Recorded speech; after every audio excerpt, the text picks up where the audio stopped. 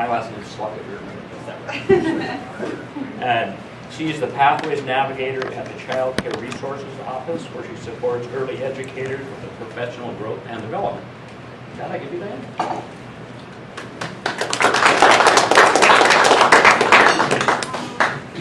Thank you, thank you. Maybe it will turn on. If not, it's okay.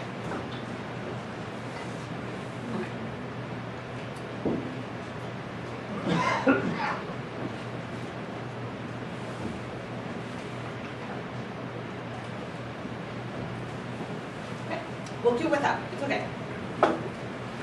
So again, thank you for this opportunity. Again, my name is Diana Gaona, Pathways Navigator, Child Care Resources, Neighbor Impact. I'm sure you have all heard about Neighbor Impact and their different programs that Neighbor Impact has within our community, and not just Redmond, but all Central Oregon. So as a Pathways Navigator, my role is to support educators, providers, anybody really who would like to get into the field of early education and work with children, whether they have some background, education or not. And so we have different opportunities or programs for that. So before I get into that, I wanted to mention just a few of the programs that Neighbor Impact has. Neighbor Impact has the Food Bank program, Head Start, Early Head Start program, which is where I started 11 years ago. I've been with Neighbor Impact for about 11 years now. And when I started, I was an aide. I was just helping, the teachers, cleaning out the tables. And one way or another, I moved my way up, and I became an assistant teacher a few years later, and I did that for about 3 to 4 years. Then moved into the role of advocate, then ERC, which is the person who does the application with the families, and then now the position that I have, which is Pathways Navigator. Another program is their homeless services, housing stabilization, energy assistance, home source, weatherization program, and child care resources, which is the office that I work in. There it is. Awesome. Thank you. I couldn't do it, Dave. So glad you're here. There we go. So let's see. Awesome. So those are the programs that I was talking to you about. And so the opportunity that I wanted to share with you all today is the scholarship called Partners in Practice, or better known as PEP. This scholarship pays for tuition and books for any early educator or anybody who is interested in obtaining an associate's degree in early childhood. The only thing that the person will pay is just the registration fee, which is $25 at COCC. And then after that, the books, the classes are covered. Students can take either 8 credits or 2 classes. So classes vary between 3 credits, 4 credits, 1 credit, depending on the class. So it could be either up to 8 credits or 2 classes per term.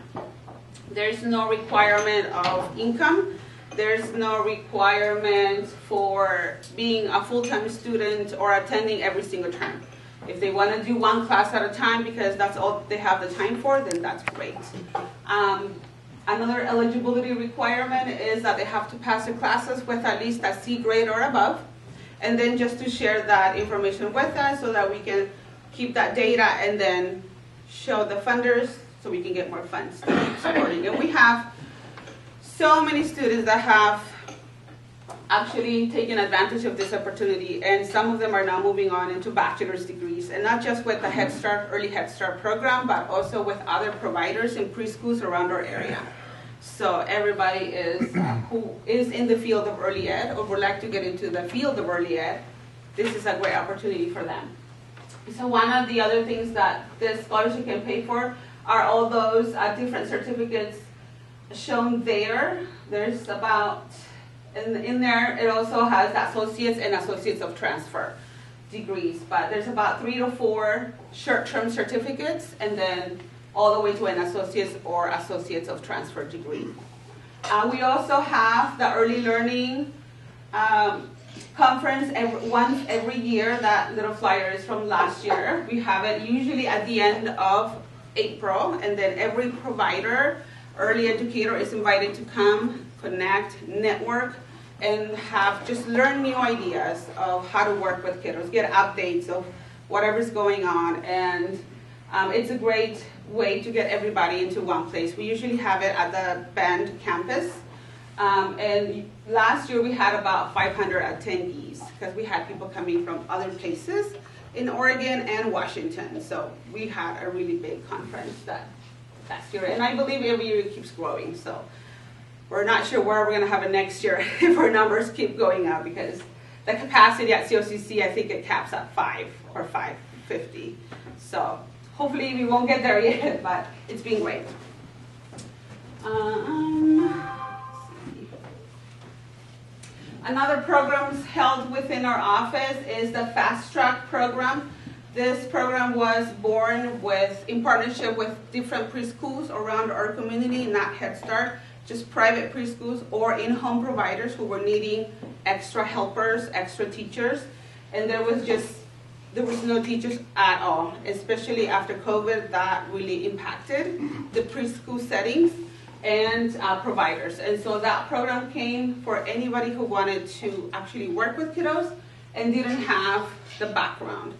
So we give them the trainings, the providers or the preschool hires the person, our office comes in and gives them the trainings for about 6 months. So the person is getting paid, getting hands-on experience, and the training needed all at the same time.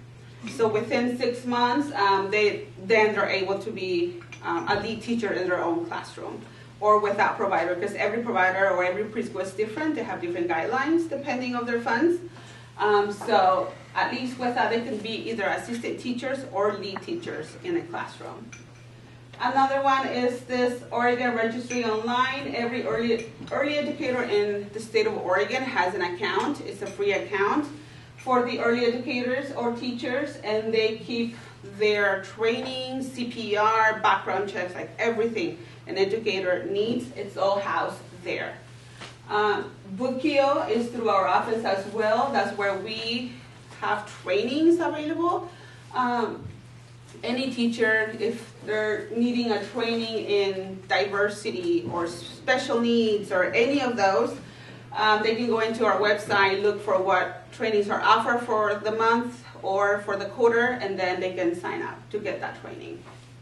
And then also through their Oregon Registry Online portal, they also have some training for educators. So there's always learning going on within the early education field. And then another one that just came out not too long ago is another way to try and get support for providers. It's the Child Care Providers Substitutes of Oregon. This is again through the state. And this is just an attempt to get substitutes available so that if we have an in-home provider who has a doctor's appointment, for instance, can contact a substitute so the person can come in, take her place so she can go and do whatever she needs to do for that one day. So that's still in the works. We have, I think, only 1 or 2 within our area that could be called substitutes. But we're trying to grow it more so that other providers can take advantage of that. And some students who attend COCC full-time don't have enough time to work, don't have the time to actually do that.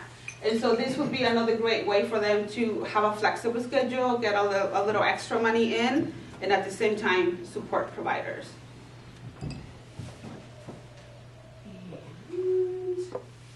And so another programs within our office, Child Care Resources Office, we have Baby Promise, Preschool Promise. Those are through the state, in-home providers or preschools who have slots of either baby or preschool promise. Those slots are for those families that income qualify for them. So if they income qualify, then they can take their child there for almost free, depending on how many hours and how much they were approved for. But usually they are for free. And our office has coaches that go into those programs and support the teachers with resources, coaching, just anything that they may need. We also work closely with inclusive partners. They also coming into the classrooms to help those kiddos with special needs, special diverse abilities, and also to support teachers on how to work with them, how to have those resources available for the child and the families at the same time. We also have the Oregon Child Care Alliance, or also known as OCCA. That is a brand new program for in-home providers specifically that need help on having a system to support how to run their business, to keep track of their receipts and their checking ins of their kiddos and their tax forms and all of that. So that is brand new, and that is only for new programs, which opened either brand new or have been open for at least the last 2 years. So that would be for those types of programs. We have the Spark Rated program, which is a star-based program. Each family can rate a program, give them 1 star up to 5 stars. And of course, if you're looking for childcare, that's one of the first things you want to look out for. Is it a 1 star? Is it a 5 star? I mean, what's the quality of that program? So the providers that we work with work on a portfolio that talks about their history, their education, their experience, and that's how they can go up on those stars.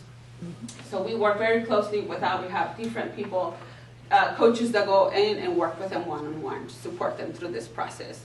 They also get incentives to make sure that they have quality programs for our region.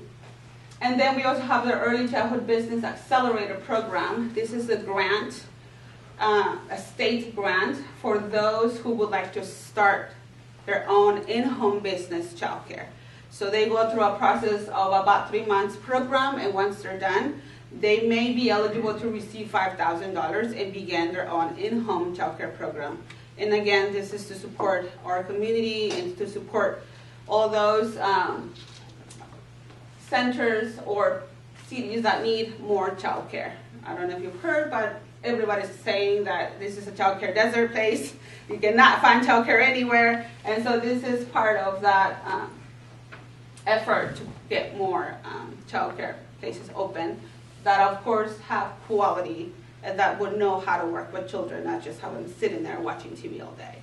It's actually having a curriculum, being prepared, having activities that would actually support the child's growth and development growth as well. So I just gave you a lot of information in a very short period of time. Does anybody have any questions? So do you guys, you work with the state for funding, grants and things. Do you do any local fundraising or anything more than that? We don't do fundraising. It's just pretty much all through state funds, and that's a lot of the data keeping, Sure. a lot of the reporting that we have to do. We have to show, yes, look at all these students that we're helping, or because this could be either for a high school student coming out, just graduating, or someone who is already in the field, or someone who's working like in a restaurant once and has the passion of working with kiddos, and now this is the opportunity they've been waiting for, kind of thing. So it's just a lot of data keeping. Sure. We don't do fundraisers or anything like that. Yeah. So it's been a long time since I've been thinking about daycare. You know, my kids are long gone. But I'm just really impressed by the amount of programs and the different things that are going on here. I'm curious, are the daycare providers, are they taking advantage? Are you keeping busy with these programs? We are, because I mean the accelerator program was for those who wanted to start their own business, but we also have other grants that help already businesses that have been around for about a year or two, maybe 3, to expand. Maybe I had my in-home, but now I'm thinking of a center instead. So now I can apply for a grant and see if I can get that going. So it's also for new ones and existing ones to support their growth. So just to follow up, do you see an increasing availability of childcare, even though we're in a desert still? Are there more providers coming online? We have, yes, we have. I don't have the exact number for you because this is I want to say a new funds that were in about a year ago, so we're still working on that data to see exactly how many new places came up or how many changed from an in-home to a center and how many more classrooms opened, meaning how many more seats opened for the public. But we did see definitely some growth and more child places opening for sure, in all different areas, including La Pine. So that was great because we didn't have any in La Pine except for Head Start. And now we've heard that one of our coaches is going to La Pine for a program. I don't know if it's one program or 2 or 3, but I know that now that we're driving over there to meet with them and support them as well. So I'm impressed from where you're at today, from where you were years ago. I'm glad the state has invested in childcare. And I don't think Neighbor Impact can do fundraising. They're more of a network provider group. So we should be looking at us or other people to try to figure out where that fundraising comes from. What is the basic range in costs for an infant child and for the older kids? And Like for someone to take care of a child, depending. What's a monthly cost? It's all depending on their age. I mean, if they're babies, or if they're preschool kiddos. It can all range, and I will say that it's very expensive. The ones that I've heard, because I have another co-worker who actually works with them on giving them the trainings. Those are places that are brand new and are going to be opening soon. They want to know, well, how much do I charge, and how does that work? And so she works so closely with them. So I'm not quite there, but I have overheard that some of them may range between $1,500 to $2,500 a month, depending on how many kiddos, depending on the age, depending on hours, depending on the location. So it is definitely spendy, definitely. Which gets you to the point where you wonder if you have a couple, whether one of them should even be working still. Yeah, Exactly. as opposed to- And so that's another issue. Now we're trying to open more slots and more places, but now let's work also on the price. Yeah, yeah. Yes. So are you suggesting that most of the providers that you've trained are able to bring in an income of $1,500 to $2,500 per student? I mean, per... That depends, because it's not just like for them, this is my income, that is it. It's they're providing meals and they're providing, everything they need, and it's just not, this is all I'm getting and it's all for me. It's just also the spending that they have to do in order to care for those children. So I don't know how much is left over that spending for them as actual income. How much, I'm sorry, the question that I really would like to know is how much does it cost the parent to have a child in child care in Redmond or in Denny? I would say, again, it depends on the region. So Bend is definitely more expensive than Redmond and any other areas. And also in Bend, depending on where you're at, in Bend, which side of town, that also depends. And it also depends on the availability of the centers. If you have 3 centers closer by, then that might be different than if you have one in one place and that's the only one there. So not quite sure, could have a specific 100% question. But it could be answer for you. $1,500 or more. Yeah, it could be, definitely. That's what I've heard. I would say that donations do go to Neighbor Impact. At least one local foundation provided $50,000 last year to the Neighbor Impact for their work, because it was recognized. How many employees do you have? Within our office, we have about 26. We've definitely grown. And what do you think the annual budget is for Neighbor Impact? I don't know, because like I mentioned earlier, there's so many programs within Neighbor Impact that I don't know how they get all those funds to go in each office. Well, I'll give you an example. We have a safe parking program through church that's been running for 2 or 3 years now. And we got significant grants from Neighbor Impact to help with case management and a whole variety of things in that regard. So you're not a one-trick pony for sure. I used to work for I used to volunteer for the Food Banking Sisters. I know that we came into town almost every week to pick up a load from Neighborhood Impact.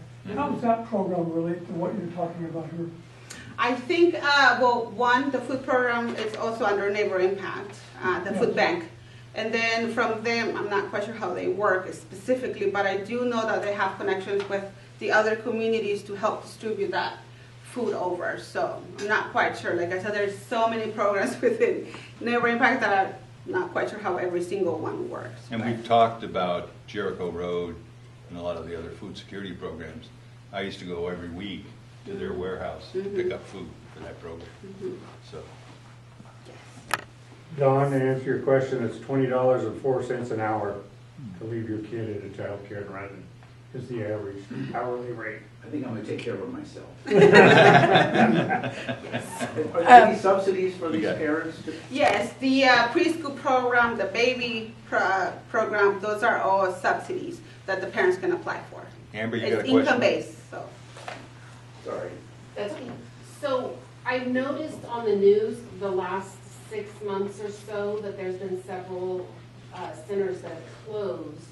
And it's weird because I hear about the shortage and the parents are caught off guard. It seems sudden. Do you have an idea of why those are closing if there's such a demand for the I don't know.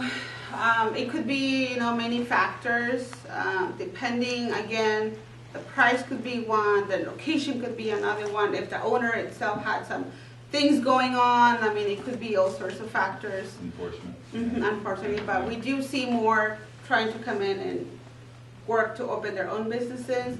We're trying to also support those that are having issues to help them, come out. But it could be all sorts of things. Yeah, Kiwanis, our club did sponsor a child care facility, the old Opportunity Foundation on Highway 20. We reconditioned the whole place. It was beautiful. Cool. But the problem is the supplying a decent wage to the people here. Because if they didn't get a decent wage, they go into bed and they get a job. And then we got to balance that with how much we're going to charge the people. And we just couldn't make it go. Yeah, I mean, that's another factor. I mean, those providers that have teachers working for them, they also have to pay those teachers. And unfortunately, this industry, the early childhood education industry, was looked at as just a babysitting type of job, which is not. It's definitely more than that, especially if you have a bachelor's degree in early childhood education. You know that it's more than just, I'm watching your kid all day long today. It's more than that. And so it's been a very slow progress to actually get that kind of recognition of, yeah, we're schooling, we're actually teaching kiddos, we're getting prepared, we're getting degrees, and to be able to, educate your kiddos, well, show them, teach them. But it's slowly coming around. I remember when I started, it was like 12 or like 10, because it was the, base pay. I've heard that now it has increased depending on your education and your background. But if you're coming in at least with no background, no education whatsoever, I think it starts around 17, which is still pretty low. I mean, if you're gonna compare it with McDonald's when they pay you $20, right? Yeah, so that's true. So definitely we need more work to get that up a bit more, for sure. Maybe if you have additional questions, can you stick around for a little bit? Yeah, absolutely. Yeah. All right. Well, thank you very much. I got a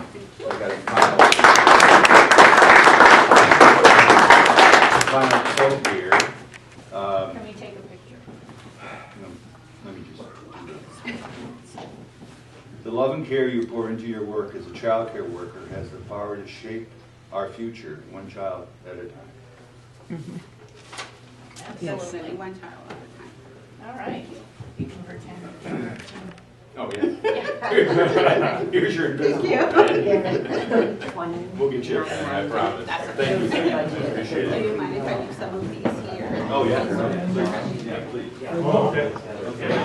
Amazing how that's developed, though, isn't it? You know, that Scott Cooper is one smart cookie. Oh,